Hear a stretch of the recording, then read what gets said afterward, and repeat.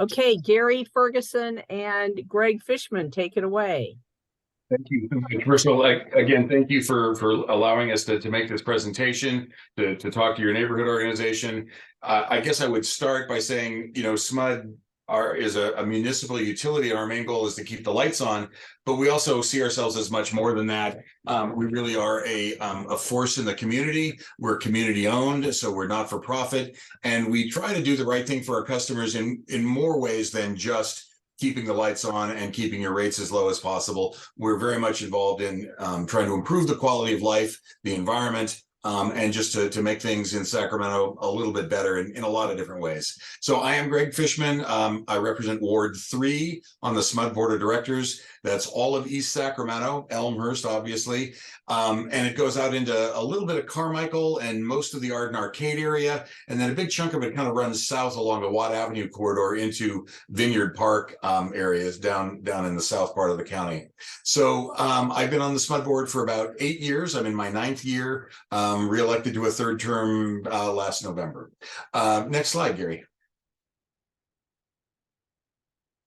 So this is just a little bit about SMUD and who we are. We are the 6th largest community-owned utility in the country. We do just electricity. I think you probably all know that. We don't do natural gas or anything else. We're a 7-member elected board, and so my colleagues and I are beholden to the community. If we're not doing the right thing, if we're not representing the community, you'll find somebody else who will do it better, I'm sure. We do have 645,000 customers. We represent, that's about 1.1 or 1.2 million people in Sacramento County now. And we do try to keep our rates. You can go to the next slide, that's fine. We are now on average 47% lower than PG&E. There's a lot of ways to look at rates because there's residential rates and commercial and industrial, but when you kind of glom it all together, we're almost 50% lower than PG&E's rates, and you can see the rate chart on the left side of that screen. We're not quite the absolute lowest, but we're pretty close, and certainly far lower than PG&E, Southern California Edison, or San Diego Gas and Electric. So we think we deliver a pretty good product for the price, a pretty good value. In addition to our low ordinary rates, we also offer something that we call the EPR rate, the Energy Assistance Program rate. This is for people that are at varying levels of income below the federal poverty level.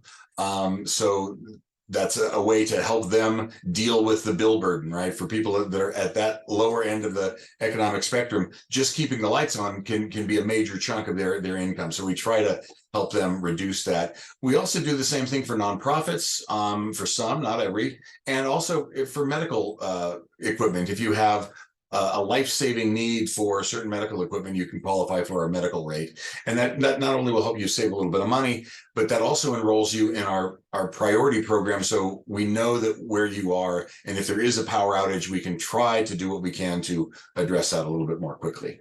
Next slide, please.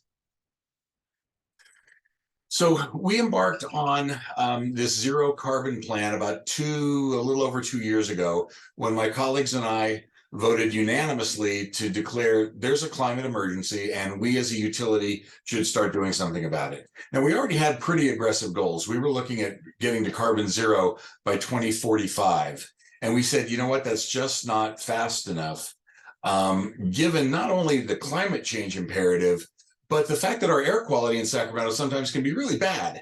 And a lot of it is coming from the production of energy and also vehicles. So what can SMUD do to reduce carbon output for climate reasons, that big picture, but also just to help, again, improve the quality of life in Sacramento? So we know that childhood asthma rates are above the national average. The American Lung Association gives us an F. These are things that SMUD as a utility at our core function, we can start to do a little bit better. So we declared a climate emergency and said that we're going to get to carbon zero by 2030, so just 7 years from now, a little less than 7 years from now. It's a moonshot goal. We know that it's pretty aggressive. It's an aspirational goal, but we think that we can get there. And our staff has really risen to the challenge and said, okay, you've set this goal for us. Here's a plan that we think is going to get us there. Next slide, please. So here's the declaration and the plan and the progress we're making on it. Just in the last couple of months, we've done a couple of really amazing things, and actually, some of these things happened on the same day. On the same day that we broke ground on a new expansion of our wind farm in Solano County, that's down outside of Rio Vista. We came back from that groundbreaking, and that evening, the SMUD board voted to move forward with another major solar farm just west of Roseville, just over the Placer County line. So we're expanding our wind and our solar resources. We're expanding our battery storage resources, because the problem with wind and solar, the wind doesn't always blow, the sun doesn't always shine, especially in the evening. This time of the day, it could be 105 on June 12th, and at the same time that solar energy is ramping down because the sun is going down, the demand for air conditioning is still climbing at this time of day. So the battery storage helps us deal with that ramp, that crossfade where the supply is diminishing and the demand is still climbing. So we've invested a lot of money so far in expanding our wind and solar resources, and also in battery storage. Next slide, please. So here's a little bit more on what we're doing to get there. The long-term goal is to repurpose our natural gas-fired power plants, or some will close and probably won't reopen. Some we hope to start either potentially fueling with hydrogen, a cleaner burning fuel. It's going to take some retrofitting of the power plants. We're also dealing with a power plant that we don't own, but that we buy power from the company that does own it, to do a carbon sequestration project. So they will capture all the carbon out of the flue exhaust, concentrate it, compress it, and bury it about a mile underground in a rock formation that can accept that and absorb it, and it'll keep it there forever. That's the plan. We just agreed to kind of move forward on a grant application with the company that owns that power plant, Calpine, to apply for the grant that will make that project possible. So at the same time that we're trying to reduce the carbon from our energy supply, we need to help our customers also do some of the same things. So in fact, this week there is a huge international convention in Sacramento on electric vehicles. I just came from it earlier today. And there's companies there that are doing amazing things with charging, expanding the battery capacity for electric vehicles, making them charge faster, go longer, charge easier, and making that simpler. So we're helping with that push towards electric vehicles. I will tell you, I personally drive a hydrogen electric vehicle. So instead of plugging it into an electric source, I can fill it up with hydrogen, and there's an onboard fuel cell that makes the electricity that drives the car. I love it. We need more hydrogen sources and places for me to fill that car up before we can really expand that resource. But that's something else that we're helping our customers to do. Whether you're buying the electricity and plugging that directly into your car or buying hydrogen, it takes electricity to make the hydrogen. So both of these things are business propositions for SMUD that will help us achieve that 2030 goal and help bring our customers along with us. So we're working with a lot of different companies to pilot and scale new technologies, maximize the community benefits, and bring everybody along with us. Next slide. Is that the end? Is that the last one? No, there's a couple more. Okay, so these are some of the resources that we already have in place. So battery storage is great, but the battery storage on the bottom left there, that's a typical lithium ion kind of battery, just in a big shipping container, all stacked together. That even that big, that much, it still has about a 4-hour capacity. So it depends on how much you use it, and you can extend that a little bit, but it really is limited. The long-term storage is something called a flow battery. I don't understand the technology. I won't begin to try to explain it to you, but it does allow for you to store the energy for much longer periods of time and discharge it much more efficiently. We do have contracts for geothermal power plants over in the Geysers area. That's kind of at where Lake Sonoma and Napa counties meet. There's a big geothermal field there. We buy power from that, and again, we're increasing our wind and solar purchases and our own resources as well. Next slide. I talked a little bit about Solana Wind. I talked a little bit about Country Acres. That's the solar project just up across the border in Placer County, and the carbon capture and storage. I guess I'm getting ahead of myself. So we've already done this slide. We'll move on to the next one. So we do have a sense that our operations currently have greater impact in some neighborhoods than others. The neighborhoods where our power plants are do have worse air quality. We know that. And so one of the things that we're trying to do with this 2030 zero carbon plan is not only reduce that impact, but also understand that we can do something to help those communities in some really deep and meaningful ways. And so some of the programs that we have for people to make their homes more energy efficient, more comfortable, use heat pumps instead of natural gas. We're trying to concentrate some of those programs on those neighborhoods that have been disproportionately affected by our operations over the course of the last 50, 60 years. Next slide. So again, how can you help us? We are offering incentives for our customers to electrify your homes and businesses. So instead of a gas water heater, a gas stove, a gas heating and ventilation system, heat pumps for water heating and for your HVAC system are great alternatives. We do offer rebates on those systems and other incentives. We also offer incentives on a new cooktop that uses induction cooking. I don't know if you're familiar with this or not. It's not the old electric cook stove that you would heat up a coil or something like that. It actually uses magnetism, so you do have to have the right cookware, but these things are amazing. They'll boil water like nothing.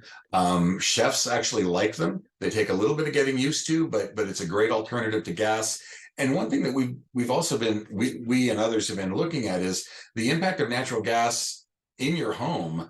It can be pretty bad. The fumes from running a natural gas fired cooktop can impact asthma and air quality in the home and your health in general, especially if you do have some lung impacting disease already, if you're impacted in some other way. So we're helping people to change from natural gas to electricity in their homes and businesses. Driving electric, the same thing. We've talked about that a little bit. We want to help you get away from an internal combustion engine and drive an electric vehicle. When my wife and I bought our hydrogen-powered car a little over a year ago, it dawned on me that I will probably never buy another internal combustion engine vehicle. We still have one that we do use and drive, but when that one's ready to go, we'll probably buy either a battery electric vehicle or a plug-in hybrid or some kind of non-internal combustion engine vehicle. And so I don't think we'll buy another one. And through state regulations, they are being phased out. So the other thing, people say, well, gee, when all those electric vehicles are plugged in, can the grid handle that? Well, if they're all plugged in and charging at the exact same time, that would be conceivably difficult, especially if they're doing it right on peak demand. So one of the things that we're doing is working with our customers and the manufacturers of these products to make sure that people understand, one, you should charge your cars off peak overnight when electricity is plentiful. It's less expensive, it's better on the environment, better all the way around. We're investing in two-way charging, meaning you plug your car in, you leave it. Our computers recognize that your car is plugged in. Your car has 75% charge maybe, and it's charging up. All of a sudden a high demand period comes and we need a little bit of extra electricity. We could draw your battery down to say 50%, and we will pay you a premium for that electricity because it's there when we need it. And then when we're done, your car is still plugged in, it'll charge back up at the regular price. So you could actually make money with your electric vehicle and reduce the overall cost of driving it. So two-way charging is a big thing for us. And let's go to the next slide. Yeah, so here's some of the different rebates we offer. I would urge you to go to cleanpowercity.org. And I think we probably have that on the slide coming up, so you don't have to worry about it now. There's a lot of different rebates, a lot of different incentives that we can provide from SMUD. Sometimes there's other rebates from state agencies or the federal government or tax credits that can go along with it. Some of these are new technologies, and they are sometimes more expensive than just buying a regular old gas furnace if you need a new furnace. But the investment can be worth it. So you pay a little bit more up front. My wife and I, again, we bought an electric heat pump HVAC system for our house. I think this will be our third summer having it. When we first got it installed, it did cost more, but we saved about 100 or maybe a little bit more a month in cooling from reduced cost for air conditioning. It's just more efficient. But when the wintertime came around, we saved a ton of money because we were using electricity to heat our home in a very efficient way, and natural gas prices were going through the roof. And PG&E, because the Public Utilities Commission allows them to, PG&E passes through the wholesale cost of gas to its consumers. And so that's why you see some real spikes sometimes in your winter bill from PG&E, because that natural gas price goes from 50 or 60 cents per unit on up to $3, $4, $5, $6 a unit. It can be very, very expensive, and you don't know that it's happening until the bill comes. So next slide. So clean power tips, again, cleanpowercity.org will give you all of this information. I'm not going to go through each of these things, but there's a lot of different things that you can do in your own home that help the environment, help your bill, help the future, reduce greenhouse gases, all good stuff. And next slide. So again, some of the rebates, we've already talked about this. I'm not going to go too much more into this slide, but again, cleanpowercity.org will give you a lot of different information about the rebates and other incentives we offer. Some of it is depending on what kind of home you're in, what kind of equipment you're buying, but there's, we're trying to help our customers make the right choices for themselves, for their homes and their comfort, and for the future and for the environment. Next slide. If I can chime in for just a sec, Director Fishman. Yes, please do. If any of you guys are interested, or if you're anyone in your association is interested in the induction cooking, SMUD's going to be out at the state fair this year doing induction cooktop demos every day of the fair. Thank you. So I have borrowed just a single, like a little hot plate cooktop from SMUD with the induction cooking, and I like to cook, and it did take a little bit of getting used to, but man, it's fun. Really precise temperature control, and very quick heating up. It's kind of fun. So that's all I have about our move towards clean power. I would like to add, if I can take 2 more minutes of your time. So I'm on the SMUD board, and I love doing that. That's not my job. I do have a day job, and that's with Sacramento Regional Transit. And so SMUD, SAC-RT, the Sacramento Air Quality Management District, and the Sacramento Area Council of Governments, SACOG, are all partnering together on some of these efforts and trying to figure out how can we help each other, how can we support each other in applying for grants, in complying with state regulations. And so I'm really proud to be kind of working from both sides, from the SAC-RT side on helping them electrify and or go to hydrogen for their bus fleets eventually. It's going to take a little bit of time, but we're under the same imperatives to do that. And I would, for very specific for your neighborhood, SAC-RT is also part of the plan that the city of Sacramento and the county of Sacramento are looking at for the Stockton Boulevard corridor. And eventually there will be some changes to Stockton Boulevard that hopefully will coincide more or less with Aggie Square and some of the housing that's coming to go along with that. And part of it includes what's called bus rapid transit. So the concept is there will be a special lane on Stockton Boulevard to allow SAC-RT's buses to very quickly go from one end of the corridor to the other. It's a less expensive alternative to light rail. We don't have to lay track. And so that's also something that I wanted you to be aware of that's coming from SAC-RT. So maybe we got a couple minutes for questions because we do want to get on to our meeting. Does anybody have any questions? Is that a hand, Francesca? Or that you're just doing something to the screen? Okay. Actually, it wasn't, but I do have a question that I had last time, because there's new rebates coming on board, but I guess I will go to that cleanpowercity.org. But I feel like a lot of these rebates are leaving me behind because we're old-fashioned. We have a gas fireplace insert and a window electric air conditioner. And all these rebates say, oh, you've got to be replacing this huge gas HVAC system that we never had. So the fact that we were living lower on the hog seems like we can't get any of these rebates now. Francesca, I don't know specifically if you could qualify for some of our rebates or not. I would urge you to go to the website and look and see what they offer. You have I looked at SMUD, I didn't see much there, so I'm going to try that Clean Power City thing and the Electrify America stuff. Try that, and my personal email is in the chat. Yeah. If you're not getting the answers or the information you want, send me an email and I'll have somebody from SMUD call you and walk you through what we can do. Great, because I don't want to take too much time on just my scenario, but maybe other people have it too.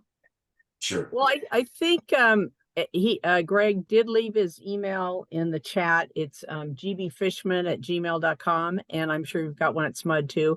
I think we need to move on because it's almost 7. But I appreciate you guys speaking tonight, and I think we can end the recording. And this recording will be on our website so that people can,